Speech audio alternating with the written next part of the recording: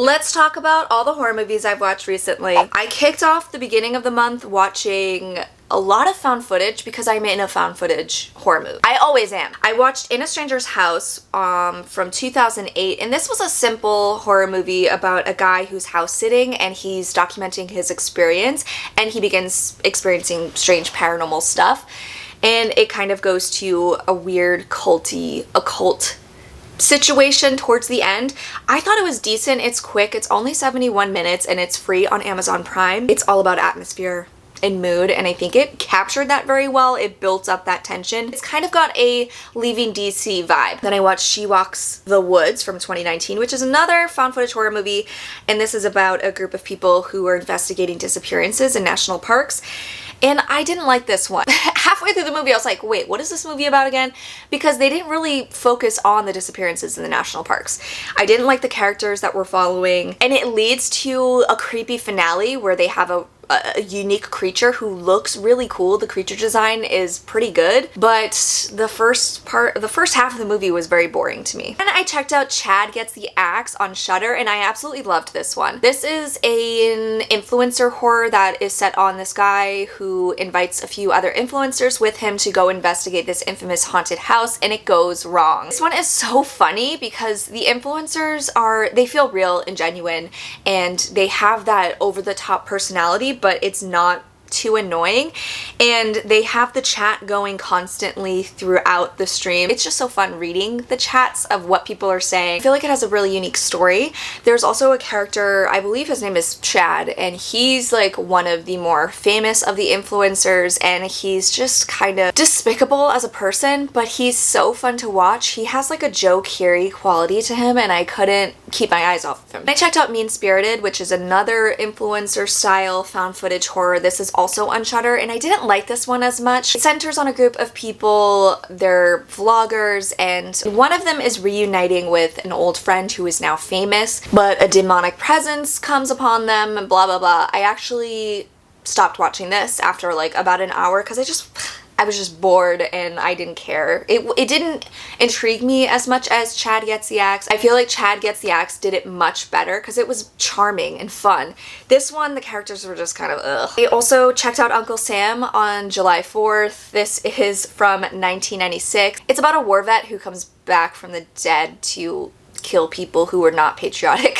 It's just fun and silly and ridiculous. And I watched The Bay, and that is another found footage mockumentary style horror that's really good. It's set on July 4th in this small coastal town that has become affected by this parasite that essentially gets in the water system and starts killing people. And the way the story is told is really unique. Told through news footage of this news crew that was there documenting the festivities, and it's also told through snippets of dash cams from cops who are driving around patrolling the area, as well as home video footage from people who are experiencing the day. This seems like it could actually happen, and the creatures that they find are just so gross, and it freaks me out. And I think they're an actual thing, but they're just not as ginormous as they are in this movie. I like that we get to see how the CDC is reacting to what's happening, so it just feels very chaotic and real, and it's scary to see how quickly the event unfolds.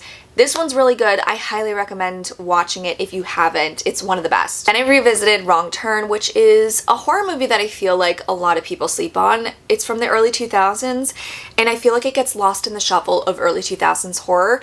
This one is so good. It's about a group of people who get into a car wreck when they take a wrong turn, and they soon find themselves being hunted by this group of inbred freaks in the woods, and it's terrifying. The kills are so cool and gruesome, and the characters are fun, and the setting is beautiful as well as scary, and it's just really a good movie, a good survival horror in the woods movie. And I checked out Sorry Charlie on Tubi. This one centers on a woman. She works out in the middle of nowhere, and she experienced a horrifying event with a killer earlier on in the film, and she's dealing with some PTSD from that, and she starts to receive creepy phone calls, and he is back to get her. This killer, it's interesting because he lures women out of their homes by using a crying baby sound, which I think is an actual thing that's happened.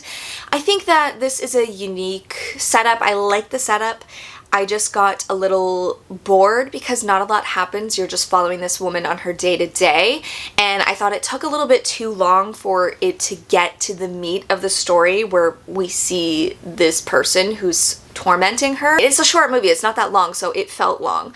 But I don't know, it was decent. And I watched Invited from 2024. This is a Screen Life horror about a family that's invited via Zoom to watch their daughter's wedding. Turns out that she's a part of like this Russian cult and like weird creepy cult stuff happens on the Zoom meeting, and they're just watching, trying to figure out how to help their daughter.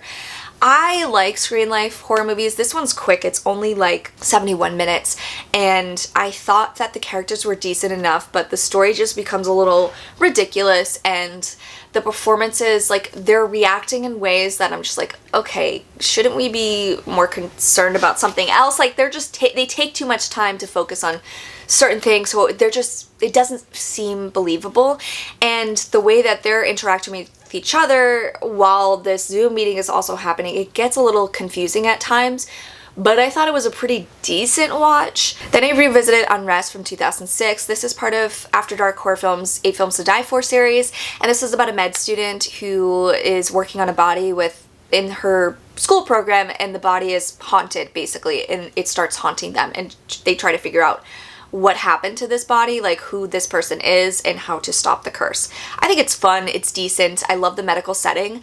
I just think that it meanders a bit, and I didn't get enough of the haunted stuff. Then I revisited Stay Alive from 2006, and this is a horror about a group of friends who play this haunted game where if you die in the game, you die in real life, and they have to figure out how to stop the curse. I think that this one was ahead of its time. It has its issues, but I think overall it's really fun. The concept is great, and there's some fun kills, and I love that it takes in the Elizabeth Bathory story in this. Then I watched Longlegs, which I did a full review for. I absolutely love this movie. I think it's my favorite of 2024. This is about a young FBI agent who is trying to find this serial killer called Longlegs, and she gets a little bit in over her head. This movie goes to interesting places. It starts off as one thing and veers into a different direction. I think that is very terrifying, but also equally funny, like darkly funny.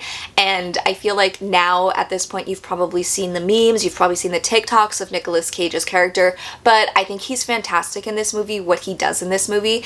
It's very uncanny and unsettling, and I loved it. Then I revisited Crybaby Lane from 2000. This was a made-for-TV Nickelodeon movie that was supposedly too scary for viewers, and they pulled it from the air. I don't think that's actually true. That's kind of like an urban legend around the movie, and it's available on YouTube right now, which is how I watched it. And it's about these two kids that are in this small town, and they're friendly with their local mortician, who's played by Frank Langella, and he tells them the story about Crybaby Lane, which is essentially the story of this father who had conjoined twins, and he was so ashamed of them, he kept them hidden, and he claims that one was good and one twin was evil, and when they died, he sawed them in half, and he buried the evil twin on Crybaby Lane, and legend has it you can still hear him crying. And these boys, they had a seance to scare some girls, and they unknowingly unleash this evil on the town, and the town starts slowly becoming possessed, kind of like in an Invasion of the Body Snatchers kind of way, and the young boy has to figure out how to break the curse and save the town and his brother. I don't think it's that scary. It definitely feels like an episode of Are You Afraid of the Dark? I think it's pretty decent and fun, and it's very nostalgic for me. Then I checked out Arcadian from 2024. This is another Nicolas Cage movie. This is available on Shudder, and this is a post-apocalyptic horror movie about a dad who's raising his two sons in this post-apocalyptic world where they're being hunted by these creatures that come out at night. And I thought that the creature design was interesting. A lot of people have compared it to Studio Ghibli. Is that how you say it? I don't know. Don't come for me. And I think that Nicolas Cage is great. He's not in it as much as I would have liked, but I love the two younger boys in this. One is Jaden Martell from the It films. He's great, and I think it's about the younger generation taking over and rebuilding our future, and I thought it was pretty decent. Then I revisited The Blair Witch Project, which is an iconic found footage horror movie about 3 student filmmakers who go missing in the woods looking for the Blair Witch. I think that this one is iconic, it's legendary, it changed the game, it's truly terrifying, it gets under my skin, and I love it so much. I think it just celebrated its like 25th anniversary or something. And I watched Cure from 1997, which a lot of people have said was an inspiration for Longlegs, so that's why I finally decided to check it out. This is about a series of murders that are happening around Tokyo, and the one similar thing at each crime scene is an X carved into the victim, but the perpetrator never remembers what's happening. This one is kind of a unique, it is a unique story about hypnosis and how this killer uses hypnosis to make people do what he wants. And I just thought it's very moody and atmospheric. It has some brutal moments and it's creepy. And I revisited Mortuary from 2005. I love this movie, and it might be a bad movie to some. It's from Tobe Hooper, and it centers on a family who relocate to this mortuary in this small town to start over. And they learn, or the boy in the family learns about this legend of this family who lived there before, and they had like a deformed son, and he still roams the cemetery at night. Also, this weird mold that starts infecting people in the town and turning them into like zombie-like creatures. I think this one is silly, it's fun, it campy, it doesn't take itself too seriously. I love the mortuary setting so much, and the cast is really good. Then I revisited The Carnival of Souls, which was on The Last Drive-In with Joe Bob Briggs, and this one is a classic horror about a young woman who gets into a car wreck and she decides to relocate to this town. She's an organist. She plays the organ, and she's being haunted by this ghoul, and she keeps having these weird visions. This one is really creepy and atmospheric. It has some really haunting visuals and some really terrifying moments that will haunt me forever. I think it's just a really good slow burn of a horror movie. Checked out Soul Survivor from 1984, and you guys, why does no one talk about this movie? It's basically Final Destination meets It Follows, and it is so good. It's about a woman who survives this plane crash. She's the sole survivor of the plane crash, and after that she begins experiencing strange things, and soon she finds herself being stalked by death, because death doesn't want her to stay alive. It wants her back. And in the meantime, she's also receiving weird phone calls from this actress who's also psychic, and she keeps telling her about her visions. This one, the music in this is so good because it's kind of music that just gets under your skin. And there's so many moments in this where I'm like, holy shit, that is It Follows. Like, she's being watched by people just standing there watching her in the street, and she just thinks they're regular people, but they're ghosts, and the ghost action amps up over the course of the movie, and it's so terrifying. And I think the lead character is really fun to watch, and this one, it was just so good. More people need to watch it, okay? It's available on Shudder. Then I checked out Oddity, which is an IFC horror film from the director of Caveat, which centers on a blind medium who is trying to figure out what happened to her sister who was brutally murdered, and she does this by using haunted items from her oddity shop. This one, a lot of people are saying, is the scariest movie of the year. I don't personally think that's the case. I think that statement is just, it's too much.